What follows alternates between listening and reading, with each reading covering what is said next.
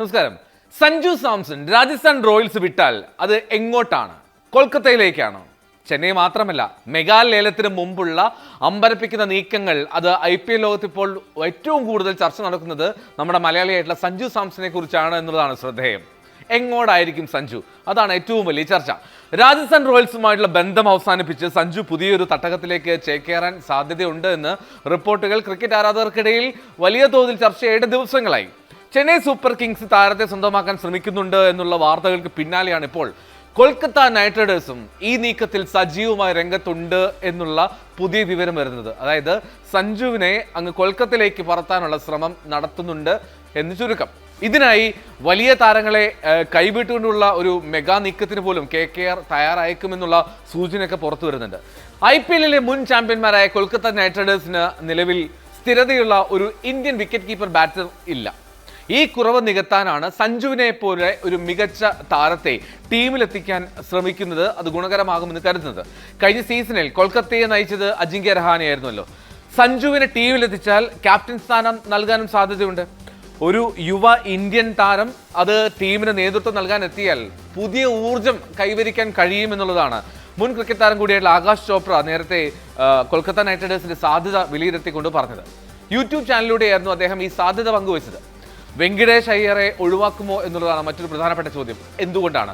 കാരണം സഞ്ജുവിനെ ടീമിലെത്തിക്കുന്നതിന് ഒരു തടസ്സമായി നിൽക്കുന്നത് സഞ്ജുവിന്റെ ഉയർന്ന മൂല്യമാണ്. കഴിഞ്ഞ സീസണിൽ 18 കോടി രൂപയ്ക്കാണ് രാജസ്ഥാൻ റോയൽസ് സഞ്ജുവിനെ നിലനിർത്തിയത്. കൊൽക്കത്തയുടെ ടീം സ്ട്രാറ്റജിസ്റ്റുകൾ ഇതിന് ഒരു പരിഹാരം കണ്ടെത്തുന്നത് അത് കഴിഞ്ഞ സീസണിൽ 23 കോടിയിലേറെ രൂപയ്ക്ക്, അതായത് 23.75 കോടി രൂപയ്ക്ക് കൊൽക്കത്ത സ്വന്തമാക്കിയ വെങ്കിടേഷ് അയ്യരെ കൈവിട്ടുള്ള ഒരു നീക്കത്തിനാണ് സാധ്യത എന്ന് റിപ്പോർട്ടുകളുണ്ട്.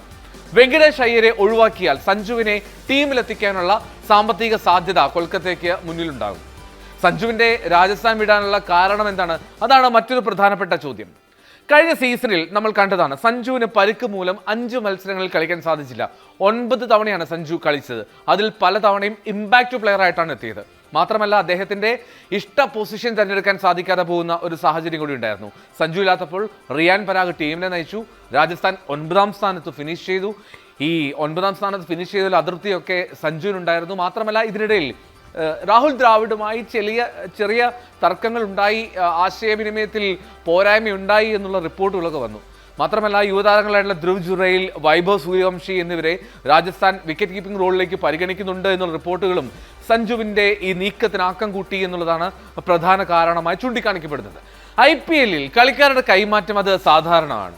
സഞ്ജുവിന്റെ കാര്യത്തിൽ രാജസ്ഥാൻ റോയൽസ് ഒരു ട്രേഡിന് തയ്യാറാവുകയാണെങ്കിൽ ചെന്നൈയും കൊൽക്കത്തയും മുന്നോട്ട് വെക്കുന്ന ഓഫറുകൾ അവർ പരിഗണിക്കാൻ സാധ്യതയുണ്ട്. 2025 മെഗാലേലത്തിന് മുന്നോടിയായി ഈ ട്രേഡ് പൂർത്തിയാക്കാൻ കഴിയുമോ എന്നുള്ളതാണ് ചോദ്യം. സഞ്ജു സാംസൺ എന്ന യുവതാരത്തെ, മികച്ച യുവതാരത്തെ സ്വന്തമാക്കാൻ വലിയ ടീമുകൾ ശ്രമിക്കുമ്പോൾ രാജസ്ഥാൻ റോയൽസ് എന്ത് തീരുമാനമെടുക്കുമെന്നറിയാൻ ആകാംക്ഷയോടെ കാത്തിരിക്കുകയാണ് ക്രിക്കറ്റ് ലോകം. ഇതിനിടയിൽ മറ്റൊരു രസകരമായിട്ടുള്ള സംഭവം കൂടി ഉണ്ടായി. അത് മറ്റൊന്നുമല്ല, സഞ്ജു സാംസണെയും അശ്വിനെയും ചുറ്റിപ്പറ്റിയാണ്. അശ്വിൻ്റെ കുട്ടി സ്റ്റോറീസ് വിത്ത് ആഷ് എന്ന് പറയുന്ന ഒരു യൂട്യൂബ് ഇന്റർവ്യൂ സീരീസ് ഉണ്ട്.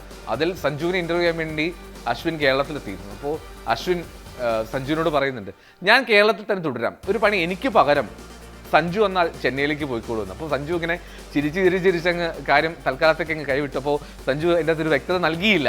അപ്പോൾ എന്താണെങ്കിലും ഈ ഒരു ഇന്റർവ്യൂവിന് പിന്നാലെ സഞ്ജു സാംസൺ അശ്വിൻ ഇറങ്ങുമ്പോൾ സ്വാഭാവികമായിട്ടും സഞ്ജുവിനെ ഉൾപ്പെടുത്താനുള്ള ഒരു സാധ്യത കൂടി ഉണ്ട് എന്നൊക്കെ പറയുന്നുണ്ട്. മാത്രമല്ല, വിദേശ താരങ്ങളെ, പ്രത്യേകിച്ചും ഡെവൻ കോൺവേ പോലുള്ള ആളുകളെ ഒഴിവാക്കാനുള്ള ഒരു നീക്കവും ചെന്നൈ സൂപ്പർ കിങ്സ് നടത്തുന്നുണ്ട് എന്നാണ് സൂചന.